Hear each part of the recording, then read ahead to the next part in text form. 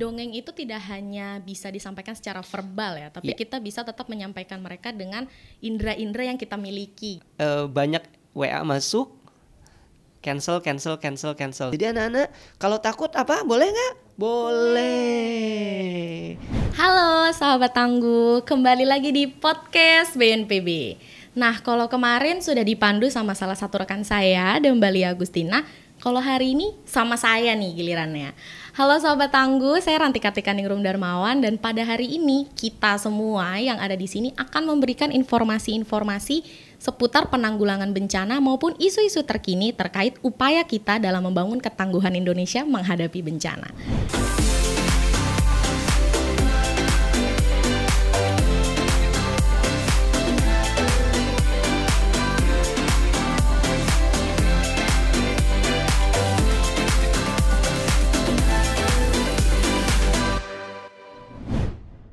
Hari ini itu kita kedatangan tamu istimewa karena ternyata sahabat tangguh, pendidikan penanggulangan bencana itu tidak hanya boleh diberikan kepada orang-orang yang sepantaran kita aja nih, tapi adik-adik kita, anak-anak kita maupun rekan-rekan kita nih yang cilik-cilik, mereka tuh justru harus juga waspada terhadap potensi bencana yang ada di sekitar mereka.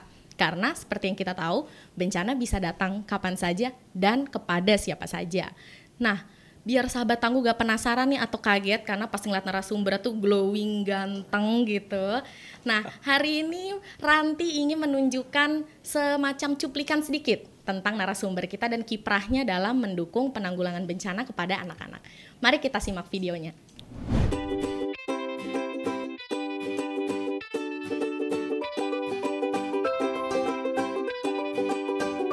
Halo adik-adik, salam tangguh.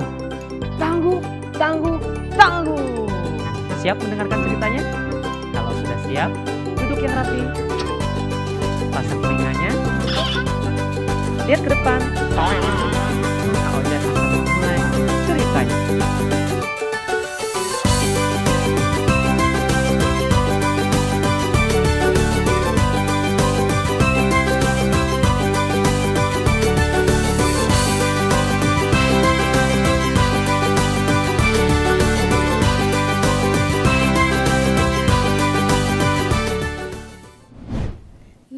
Udah dilihat kan nih cuplikan anak. Mari kita sambut dengan tepuk tangan meriah untuk Kak Ojan. Yeay. Halo Mbak Ranti. Halo. Mbak Ranti Kartika Ningrum Darmawan.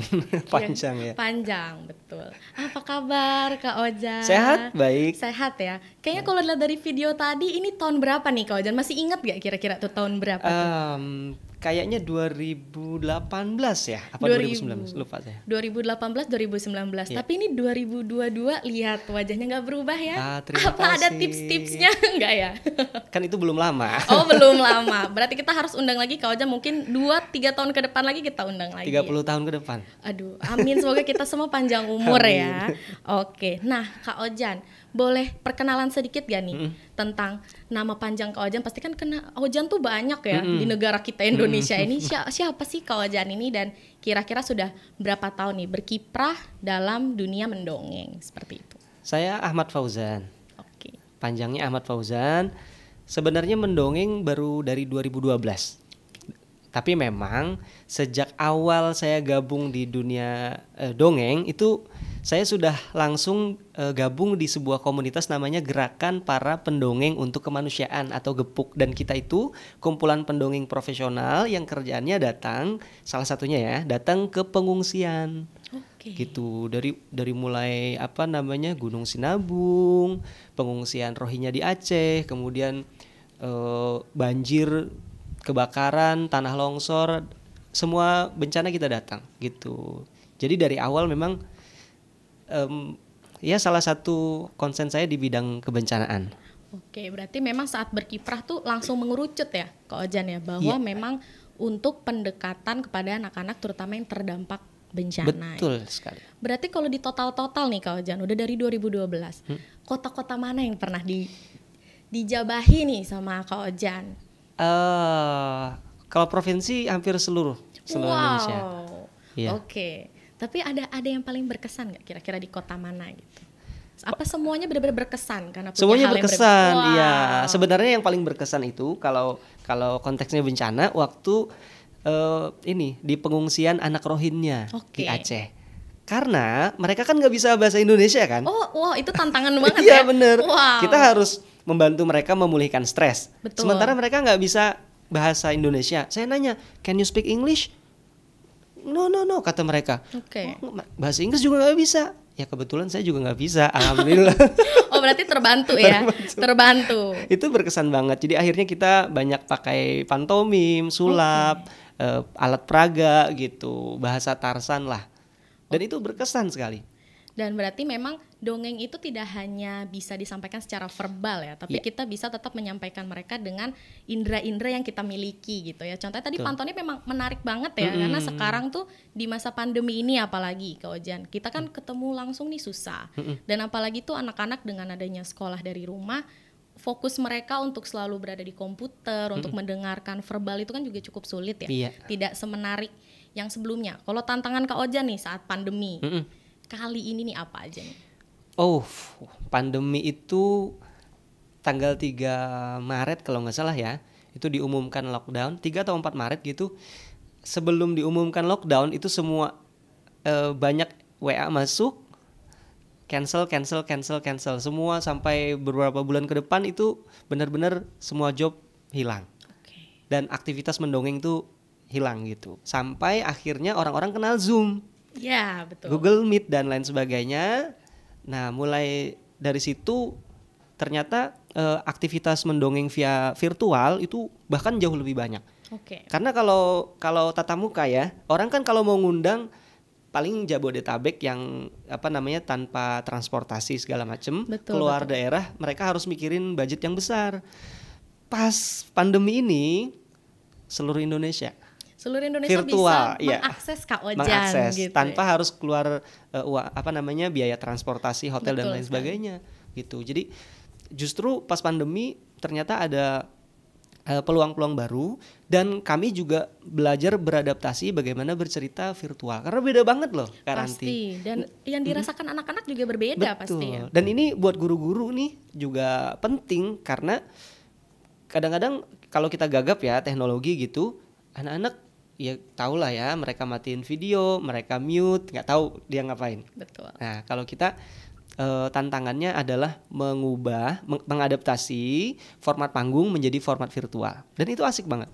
Dan ternyata itu bukan hanya menjadi suatu tantangan ya. Maksudnya mungkin kita melihatnya awalnya karena pandemi, gerak kita sangat terbatas. Tapi ternyata dengan adanya fitur-fitur teknologi masa kini justru membantu Kak Ojan untuk menceritakan dongeng lebih luas lagi ya. Iya. Sama betul. teman-teman. Betul. Dan pastinya mereka itu akan mengurangi stressful banget sih, karena kita kalau ngelihat mereka di rumah dengan rumah mereka hanya ngelihat tembok rumahnya, tidak berinteraksi dengan teman-temannya, dan kayaknya tuh mendengarkan dongeng Kak Ojan tuh pasti jadi refreshing banget sih buat mereka. Mungkin. Bener ya, orang saya aja yang udah nggak sekolah, saya tetap senang Udah menonton sudah sekolah? video tadi. Sudah. Kenapa nggak sekolah? Saya sudah. Ya. Saya sudah lulus. Saya Kak. pikir nggak ada biaya. saya senang banget sih nonton Kak Ojan, kayak itu pun membantu kita untuk mengurangi stressful di tempat kerja gitu. Wow. Kak Ojan, dan kayaknya ini sangat penting banget juga buat orang tua ya Kak Ojan untuk Betul. mengimplementasikan cara-cara Kak Ojan dalam pendekatan melalui dongeng. Karena seperti yang kita ketahui pendekatan kebencanaan ke anak-anak itu cukup sulit ya Kak Ojan, dan kita cukup membutuhkan cara-cara yang sangat sulit dan beragam, apalagi daerahnya tuh berbeda. Iya. Dan kalau cara Kak Ojan menyikapi cara pendekatan ke daerah yang berbeda nih, kayak tadi kan nih nggak bisa berbahasa Indonesia, kita pakai pantomim. Kalau selain cara yang seperti itu ke daerah-daerah yang mungkin dengan bahasa daerahnya yang sudah sangat khas atau dengan budayanya seperti apa? Ya sebenarnya kalau kita ke daerah bencana, kita kan ngasih dukungan psikososial ya. Betul. Atau bahasa lainnya psychological first aid atau P3K psikologi. Di sana ada prinsip-prinsipnya memang, tapi fleksibel untuk diterapkan di daerah-daerah. Jadi kayak misalnya nih, saya sudah lama sekali kalau ke daerah bencana tidak pakai boneka gitu, tapi benar-benar menggunakan barang-barang yang ada di pengungsian. Kemudian kayak kita membuat mereka unfreeze atau bergerak gitu, ceria, asik. Dengan permainan tuh bukan permainan yang dibawa dari Jakarta, tapi memang kita cari tahu, tanya di sana mereka mainnya apa, terus kita main mainan mereka. Oke. Gitu. Dan itu lebih bagus karena kontekstual. Benar. Dan kalau langsung ke mereka ya. Betul. Dan kalau ada cerita-cerita yang bisa diambil dari daerah situ, kita bisa pakai cerita-cerita yang ada di daerah situ. Seperti cerita adat, cerita rakyat ya. Betul. Wah, ini seru banget sih, apalagi kalau tentang physiological first aid ya. Ini kayaknya tuh kalau kita bedah tuh seru banget.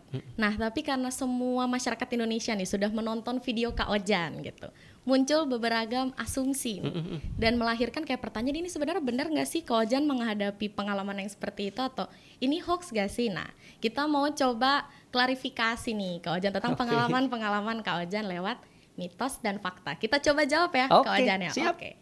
Sahabat Tangguh, mau tahu gak sebenarnya kira-kira tuh pengalaman Kak Ojan atau asumsi-asumsi yang ada di pikiran kalian itu seperti apa aja? Yuk sahabat Tangguh, kita main di mitos dan fakta. Nah, Kak Ojan, kita mulai ke mitos dan fakta pertama nih. Ayo kita siap-siap. Aku angkat ini. Angkat papannya dengan lugas dan sigap. Jangan sampai kebalik ya. Ntar disangka fakta, taunya muterin yang mitos. Siap. Oke. Nah, kita mau kasih mitos dan fakta yang pertama.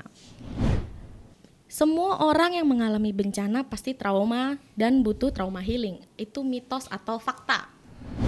Mitos. Nah, ini menarik ya. Coba. Karena memang ini nih, banyak orang yang keliru. Biasanya kalau misalnya ya pendongeng, badut, pesulap atau siapapun datang menghibur ke pengungsian itu bilangnya mereka sedang melakukan trauma healing. Padahal bukan. Istilah yang lebih tepat adalah psychological first aid atau PFA tadi gitu. Kenapa kita bilang begitu? Karena tidak semua orang yang mengalami bencana itu trauma. Benar. Yang pasti adalah stres. Nah, kalau stresnya tidak diatasi, nanti berlanjut menjadi depresi, berkepanjangan, akhirnya jadi trauma. Jadi sebenarnya tidak semua orang di lokasi bencana itu trauma. Yang lebih tepat stres. Jadi kalau dibilang semua orang mengalami trauma, mitos. Gitu. Karena itu satu bentuk reaksi awal ya dari apa yang mereka alami. Mereka mengalami stres terlebih dahulu, dan jika tidak ditangani akan muncul rasa depresi, dan kemudian stage akhirnya adalah trauma. Dan tadi, itu trauma itu kalau kata psikolog ya, kata Pak Asep Khairul Ghani, biasanya hanya bisa di asesmen setelah 3 bulan pasca kejadian. Jadi pada saat respon tanggap bencana ataupun masa-masa pemulihan itu belum kelihatan gejala-gejalanya gitu. Jadi tidak mungkin kita bisa bilang mereka trauma kalau kita nggak asesmen. Gitu. Jadi itu mitos. Dan memang sebenarnya cara mendongeng ini juga menjadi salah satu pencegahan untuk muncul rasa-rasa lainnya sampai muncul ke fase trauma itu tadi. Betul, atau PTSD. Oke. Nah, kita mau lanjut ke mitos dan fakta yang kedua nih. Ini menarik banget nih, karena saya juga mau tahu nih, jadi penasaran. Katanya nih, Kak Ojan pernah dikejar-kejar anak di pengungsian dan mau dilempar batu. Wah, ini ada apa ini? Boleh diceritakan fakta atau mitos? Fakta. Itu di pengungsian Rohingya di Aceh, Lok Sukon. Jadi ketika waktu itu ada 2 anak lagi berantem. Nah, karena anak berantem kan saya pisahkan, saya tarik bahunya. Dan entah kenapa setelah itu dia dari pagi sampai siang, tengah hari itu mau ngelempar saya pakai batu. Dan batunya besar. Dikejar-kejar seharian saya. Saya ngumpat, dia lihat lagi, dia kejar lagi. Dan waktu itu saya belum belajar PFA dan trauma healing. Dan ternyata asumsi saya kemungkinan ketika saya pegang bahunya, saya nggak tahu apakah gerakan saya memegang bahunya atau bau badan saya atau wajah saya yang membuat intrusi atau pemicu trauma. Jadi kayaknya dia udah trauma karena kan kejadiannya udah lama tuh. Mereka kan terombang-ambing di laut 3 bulan. Kemudian di pengungsian juga waktu itu sudah hampir sebulan. Jadi kemungkinan anak itu trauma dan ada intrusi kayaknya di pegangan bahu gitu, dan membuat dia ingin melempar saya. Nah, waktu itu yang harus dilakukan adalah dia tidak bisa dicegah tuh. Yang saya lakukan adalah pastikan anak itu lagi megang batu kecil, lalu saya bilang lempar. Saya diam, dia lempar. Kena saya tapi nggak sakit. Habis itu dia normal. Oke, berarti harus dirilis dulu ya? Dirilis dulu perasaan yang dia rasakan itu ya? Hanya saja saya kesusahan membantu dia karena bahasa tadi. Betul. Gitu. Dan waktu yang tidak terlalu panjang juga. Kita biasa kalau di pengungsian sekitar 2 minggu gitu. Ya, itu fakta.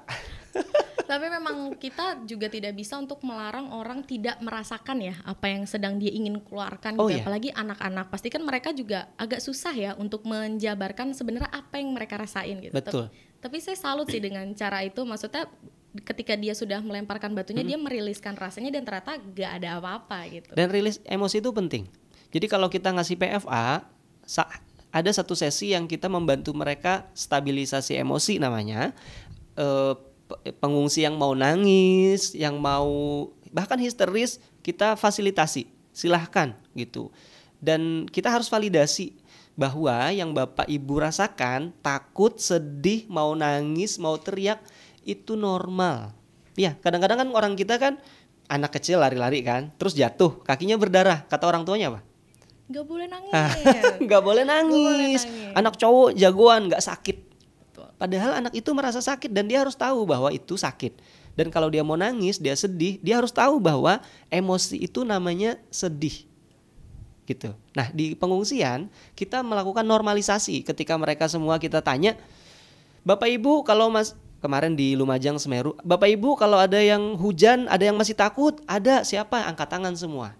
Sekarang kalau kita skala, kalau 1 sampai 10, 1 itu tidak takut, 10 itu takut banget, Bapak Ibu skala berapa? Mereka semua jawab 9, 10.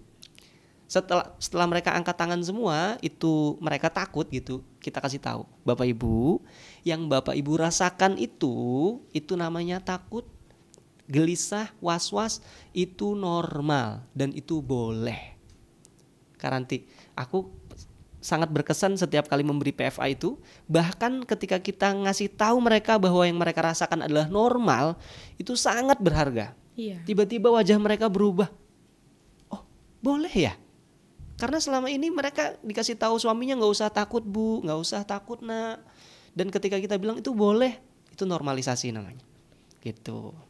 Jadi memang karena mereka itu kan ketika bencana mereka kehilangan rumah, harta benda, pastinya mereka seperti kehilangan identitas ya. Jadinya tuh apa yang mereka rasakan tuh, padahal kita pun orang dewasa ketika dihadapkan dengan bencana yang seperti itu, kita pun susah untuk menjabarkan perasaan kita ya. Dan apalagi anak-anak. Jadi validasi atas apa yang mereka rasakan itu benar-benar sangat diperlukan dalam pemulihan stres mereka tadi ya. Betul. Betul. Wah, ini menarik banget sih. Bahwa sebenarnya kita boleh merasakan, yang penting kita mengetahui apa yang kita rasakan dan kita coba menyelesaikannya bersama-sama gitu ya. Nah, kita mulai lagi ke mitos dan fakta yang ketiga nih, Kak Ojan. Siap-siap ya? Siap. Oke. PFA hanya bisa diberikan oleh psikolog atau yang berlatar belakang dari pendidikan psikologi. Nah, ini udah mulai ke latar belakang pendidikan nih, Kak Ojan. Dalam pemberian ilmu-ilmu atau treatment PFA. Menurut Kak Ojan seperti apa? Boleh tengah gini nggak? Harus pilih salah satu. Mitos. Jadi kalau trauma healing, iya. Trauma healing itu harus teman-teman psikolog klinis gitu, atau orang yang terlatih. Ya. Kalau PFA enggak, itu orang umum gitu. Karena sebenarnya PFA itu lazim dilakukan oleh kita secara natural sebenarnya. Hanya saja ketika ini dirumuskan, kita lebih mudah melakukannya. Contoh misalnya di daerah bencana, pernah nggak Karanti kalau ke pengungsian tuh, terus nanti ada bapak-bapak ngumpul, terus bikin humor atau jokes gitu kan, dan ketawa. Betul. Ya. Sering banget. Sering kan? Itu PFA. Secara tidak langsung. Secara alami ya berarti ya. Ceria, tertawa itu bagian dari membantu pemulihan stres. Kemudian pernah nggak kalau kita lihat pengungsian, kemudian ibu-ibu di dapur umum masak bareng-bareng, ya? Dan terjadi interaksi juga juga, mereka gerak, ya, itu PFA. Secara alami. Kita masing-masing. Betul. Jadi PFA itu tidak perlu berlatar belakang psikologi gitu. Tapi yang penting kita mau belajar. Kemudian jam terbang ya, sehingga kita nanti nggak cuman kalau kayak saya kan, walaupun saya pendongeng, kalau datang ke daerah bencana, saya nggak cuma dongeng. Tapi kita kalau ke anak-anak ya dongeng, bermain, nyanyi gitu. Tapi kalau ke orang tua, kita melakukan konseling atau kita ngajak mereka ngobrol aja, kemudian mendengarkan mereka gitu. Itu juga PFA. Jadi itu mitos. Jadi buat teman-teman relawan gitu ya, yang tidak berlatar belakang psikologi nggak usah takut. untuk ngasih PFA. Karena sebenarnya interaksi apapun yang diciptakan ketika kita berada di pengungsian itu adalah salah satu bentuk kita membantu mereka merilis stres dan kita secara alami melakukan PFA ya. Betul. Berarti kayak kita semua bisa nih ya? Bisa, dan kami biasanya salah satu concern kami di Yayasan Kesehatan Mental Indonesia, saya tim psikososialnya, kita kalau datang ke daerah bencana, Kak Ranti, kami itu pasti mencari waktu supaya bisa ngasih materi PFA ke relawan lokal. Karena biasa kita kan datang paling seminggu 2 minggu balik kan. Relawan lokal yang terus-terusan di sana. Gitu. Jadi kita kasih PFA dan mereka yang melakukan. Berarti transfer ilmunya juga akan terus-menerus dilakukan walaupun sampai pasca bencana, tapi kan kita tidak pernah tahu tadi ya dari stage-stage yang mereka alami apakah sampai kepada trauma apa tidak. Betul. Tapi relawan di daerah ini juga sudah dibekali gitu ya. Betul. Wah, ini seru banget sih. Kayak kita harus ada SKS tersendiri ya untuk PFA ini ya. Ini harus. Seru banget loh soalnya. Karena sangat penting ya untuk kita bisa ketika datang ke tempat bencana itu bukan hanya memberikan bantuan secara fisikal atau finansial, tapi juga rasa perlindungan itu hadir bukan karena kita melindungi dengan membuat barikade atau membuat rumah yang begitu besar untuk mereka tidur, tapi dengan cara kita dari hati ke hati tadi ya. Dan Kak Ranti, memang bantuan psikologi ini tidak lebih menarik dibandingkan bantuan fisik. Betul. Soalnya kalau nih misalnya perusahaan misalnya atau lembaga, dia ngasih bantuan ke daerah bencana, sembako, logistik apapun, di foto kan kelihatan, cekrek gitu. Betul. Ini loh bantuannya gede. Pas ngasih PFA gitu, menerjunkan bantuan psikososial, di foto nggak kelihatan. Makanya ini bagus juga buat teman-teman, buat donatur gitu, para lembaga filantropi maupun perusahaan untuk yuk kita juga ngebantu di bidang psikososial gitu. Walaupun nggak kelihatan di foto, tapi ini sangat berharga buat mereka. Kalau psikologinya nggak pulih, pemulihan untuk fisik juga akan terhambat. Betul, Gitu. karena kalau secara mental mereka tidak diperbaiki juga atau tidak dipulihkan, kita untuk memberikan mereka ilmu tentang ketangguhan bencana untuk selanjutnya ya. Karena kan bencana ini sifatnya berulang ya. Kalau dan kita nggak pernah tahu apakah di daerah kita itu akan terjadi tsunami lagi atau banjir bandang lagi, tapi ketika mereka pemulihannya belum dilakukan secara tepat, kemampuan mereka untuk bisa mereka lebih tangguh kepada bencana itu juga sulit ya untuk diraih. Oke. Nah, kita mulai lagi nih, Kak Ojan, ke fakta atau mitos yang keempat. Ini kayak sahabat tangguh nih sangat memperhatikan Kak Ojan ya, benar-benar kayak ada rasa penasaran yang tinggi gitu. Ini benar gak sih ya? Nah, nih yang keempat, Kak Ojan. Dibanding dengan orang dewasa, anak-anak lebih mudah pulih dari stres atau trauma pasca bencana. Mitos atau fakta? Fakta kayak. Fakta. Karena gini, coba deh. Kalau misalnya kita datang ke banjir bandang, ya, habis rumah, satu keluarga rumahnya habis, ya, mereka selamat nih, ada 2 orang tua, kemudian 2 anak. Yang mikirin bangun rumah lagi siapa? Pastinya kalau bangun rumah orang tuanya kan. Benar. Iya, anaknya nggak terlalu mikirin kan? Benar, anaknya nggak tahu. Benar juga sih, secara logika iya benar. Atau yang paling gampang tuh banjir. Coba deh lihat ke daerah banjir. Anak-anak kelihatan stres nggak? Kalau kita bisa lihat mereka tuh senang main air. Seneng ya. Mereka seneng, mereka main air dan mereka nggak mikirin kalau nanti sakit. Ya kan? Sementara orang tuanya mikirin rumahnya, bersihin pasca banjir kan lumpur, naikin barang segala macam. Jadi biasanya daerah bencana itu beberapa kasus gitu orang tua lebih stres karena mereka akan memikirkan pencahariannya hilang, kemudian rumahnya harus diperbaiki, kendaraannya rusak, harus ke bengkel. Sementara anak-anak mereka menikmati pengungsian sebagai tempat bermain gitu. Jadi kalau dibilang begitu juga bisa dibilang fakta gitu. Tapi tidak juga kita bilang bahwa anak-anak tidak perlu mendapatkan gitu. Dan memang daya lentingnya lebih bagus sih. Gitu. Jadi kalau pemulihannya lebih cepat. Gitu. Kita ajak mereka main, ajak mereka cerita, ajak mereka bergerak, lebih cepat pulih. Dan mereka istilahnya karena tidak memikirkan hal-hal seperti yang orang tua mereka pikirkan ya Kak Ojan. Jadi ketika kita memang memberikan mereka suatu permainan atau suatu hal yang membahagiakan, mereka meresapnya dan merilis ke satu sama lain Iya. ke teman-teman lebih cepat ya untuk Betul. menyebarkan ambience atau influence itu gitu. Justru temuan kita kadang-kadang tuh stresnya anak-anak itu bukan karena bencananya, tapi karena orang tuanya. Oh iya. Iya. Jadi stresnya anak-anak itu bukan hanya dari kejadian fisik yang Oh mereka enggak, alami ya. iya betul. Tapi dari circle terkecil mereka sendiri. Iya, misalnya pas bencana, misalnya mereka malah misalnya tadi ya nggak boleh, kemudian ditakut-takutin misalnya dan tidak diberi perhatian, atau memang ya sebelum bencana juga orang tuanya sering berantem misalnya kan stres. Bencana hanya pemicu. Nah, mungkin dia udah punya trauma waktu masa kecil, pas bencana kepicu gitu. Ada yang begitu. Jadi memang sebenarnya ternyata untuk teman-teman relawan nih bahwa sebenarnya untuk melakukan proses PFA di pengungsian itu yang kita lihat bukan hanya yang rentan, kan kadang kalau kita bilang kelompok rentan gitu ya, Ko Ojan, pasti kan para relawan ini langsung ayo kita ke anak-anak gitu. Mereka akan ketakutan akan apa, padahal sebenarnya pemicu untuk anak-anak ini merasa ketakutan itu bukan dari bencananya secara skala besar ya, maksudnya secara keseluruhan, tapi dari faktor orang tuanya yang juga merasakan stres tadi ya. Kalau mereka sudah siap dengan bencana, itu lebih tahan stres. Makanya mitigasi bencana penting banget.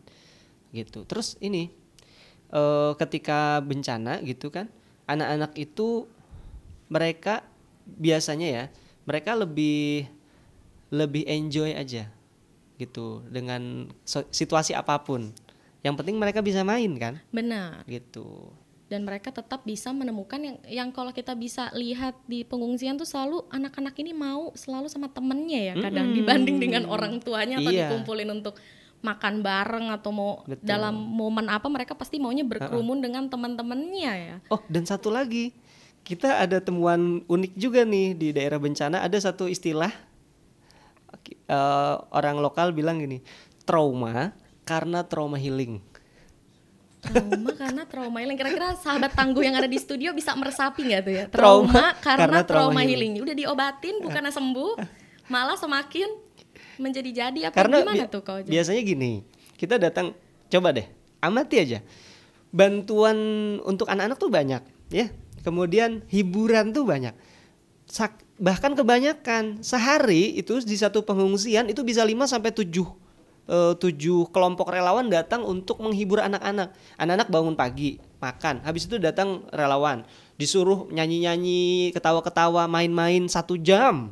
Ya, di foto-foto ya sudah pembagian. Dan masih ada satu kelompok relawan yang ngantri. Nanti besok sampai siang, sampai sore ada trauma healing. Padahal jatah istirahat itu penting. Benar. Jadi kalau ada pengungsian, jangan sehari itu full anak-anak kegiatan untuk nyanyi-nyanyi, seru-seruan, akhirnya anak-anak kecapean. Makanya ada istilah trauma karena trauma healing. Terus waktu di Lumajang kemarin juga saya datang nih ya ke satu tempat, kemudian anak-anak lagi ada yang mau datang katanya. Terus karena nunggunya lama saya datengin. Adik-adik mau ngapain ngumpul? Mau trauma healing Kak, kata mereka. Saya bilang, oh emang ada yang trauma? Iya Kak, ini trauma semua, kata dia. Oke. Jadi yang melabeli trauma sendiri kita. Padahal sebenarnya mereka nggak trauma kan? Iya. Cuman gara-gara ada program trauma healing, mereka anggap kita trauma. Jadi itu hati-hati juga. Berarti ini penting juga bagi kita juga ya selaku BNPB ya Ko Ojan, bahwa ketika memang kita dalam fase tanggap darurat nih, terutama untuk mengatasi keluarga-keluarga yang menghadapi potensi seperti stage untuk ke trauma ya, bahwa kita manajemen untuk anak-anak dan para orang tua ini penting sekali ya. Betul. Untuk manajemen di pengungsian ini, bahwa manajemen itu bukan hanya tentang mengatur jam makan siang, istirahat dan tamu-tamu, tapi juga memang sebenarnya manajemen ini pendekatan yang tepat itu Betul. seperti apa. Wah, tapi ini kita penasaran banget ya kalau misalkan salah satu cerita yang pernah Kak Ojan bawakan nih. Sebentar aja. Karena kita punya 2 tamu loh, sahabat tangguh di sini. Ini namanya sih siapa nih Kak Ojan? Nggak ada namanya ini. Nggak ada kura-kura namanya. sama monyet. Kura-kura dan monyet. Nah, kira-kira kalau 2 teman kecil kita ini hadir di pengungsian nih, dalam proses PFA, kira-kira wah, aku kura-kura. Itu suara siapa ya, sahabat tangguh? Suaraku. Wah, suara kura-kura ini Soalnya saya nggak bisa niruin suara monyet ya. Jadi ini saya agak ngebas. Kalau monyet kan lucu ya. Ini saya agak ngebas gitu. Kira-kira seperti apa nih Ko Jan? Baik. Kalau di daerah bencana ya, itu tergantung kasusnya. Contoh misalnya, kalau pertama kita mau melakukan normalisasi, ngasih tahu anak kalau yang mereka rasakan itu normal. Nah, kalau ke orang tua kan kita bisa bilang langsung, normal Bu. Tapi kalau anak-anak kita bisa dengan cerita. Misalnya kita ceritakan ada anak yang ketakutan. Misalnya ada gunung, kita bilang ini gunung meletus. Kok gimana suara gunung meletus? Gunung meletus? Duar. Oh, bukan duar ya sekarang ya? Nah, gitu aja. Okay. Itu sebenarnya sedang melakukan desensitisasi. Jadi pas kita bilang gunung meletus, anak ketawa. Jadi kata gunung meletus, mereka ketawa. Gunung meletus ketawa, diulang-ulang, lakukan repetisi sehingga nanti ketika mereka mendengar istilah gunung meletus, emosi yang terengker itu emosi senang, bukan emosi takut. Okay. Itu lakukan desensitisasi. Pas gunung meletus ada anak kecil menangis, kata kita, dia bilang bapaknya bilang, "Dek, ada apa? Kok kamu menangis?" Bapak, aku Atau kalau mau pakai boneka boleh. Misalnya ceritanya bukan anak manusia tapi kura-kura misalnya. Boleh. Oh, ini temannya misalnya. Hei, kamu kenapa menangis? Nyemot. Kok nyemot? Bukan nyemot. Siapa? Monyet. Nyomet. Bukan nyomet. Monyet. Iya, pokoknya itulah. Kamu kenapa menangis? Aku menangis. Malah nyanyi. Aku nangis karena aku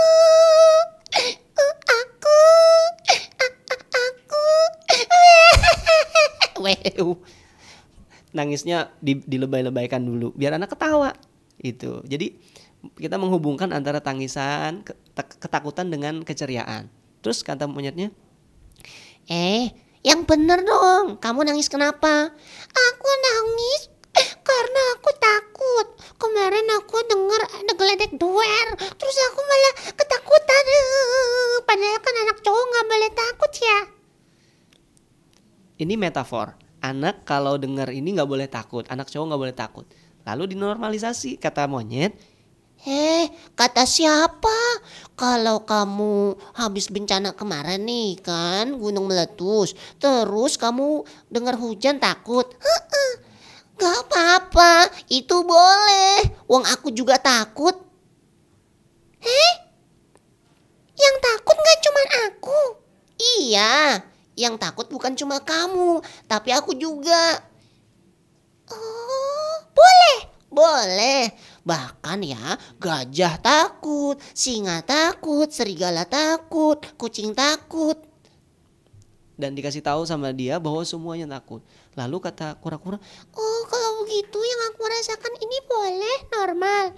Boleh. Terus kita tanya ke anak-anak. Jadi anak-anak kalau takut apa? Boleh nggak? Boleh.